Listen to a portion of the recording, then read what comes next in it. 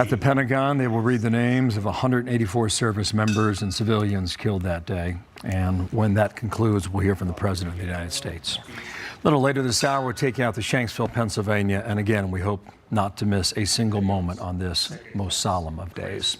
Kevin McCarthy, former Speaker of the House, with us now, and good morning to you. Good morning. Everyone who was alive that day remembers the moment where they were when they heard the news. You were in California. I was in California, and after the first tower was struck, I was working for a congressman at a time. A number of staffers had called me about what transpired. I turned on the TV just then when the South Tower got hit, to be able to watch it. And I'll tell you, no one will ever forget that moment. The part that I look to in the future is how the country came together. I watched what President Bush did standing with the firefighters up on the 9/11, that we hear you. And I remember that night our entire community gathered at the church and we were one together, the nation. And as we remember today, 24 years ago, we will never forget, especially all those names. I grew up in a firefighting family. My father was a firefighter. My uncle, I was for 3 years. And just the signs of all of them running into the building before it's collapsing is just, and listening to the names of the granddaughter reading off her grandfather's name, it really struck me.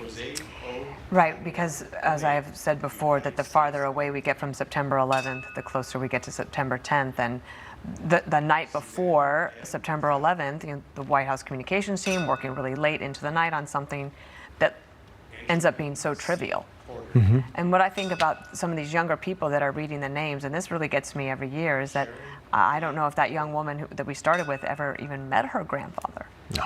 But his memory is kept alive through the stories from the family and this very tight-knit community of people who lost loved ones on 9/11, whether it be here in New York or at the Pentagon or in Shanksville, Pennsylvania.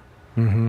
I will tell you, our Secretary of Commerce, Howard Lutnick, lost his brother, his best friends, more than 300 people in the whole firm, and just how they continue to remember those families and help them. But if you ever come to New York, you should go to the memorial. I think they've done such a tremendous job to honor their lives and go through that facility is tremendous. The memory you get and the understanding. And then as a nation, I watched what happened yesterday with Charlie Kirk.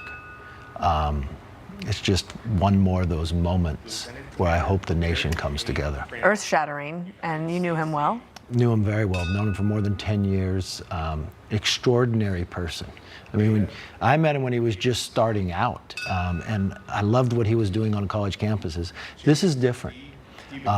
This wasn't somebody upset with him, and this was done at a college campus where what we want to happen on college campuses is to respect debate. And he would literally, if somebody had a different opinion, they get to be first in line to talk.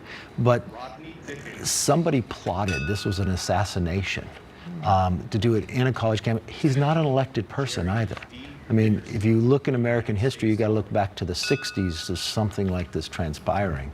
And look, he loved what he did. It was a cause, it was a movement.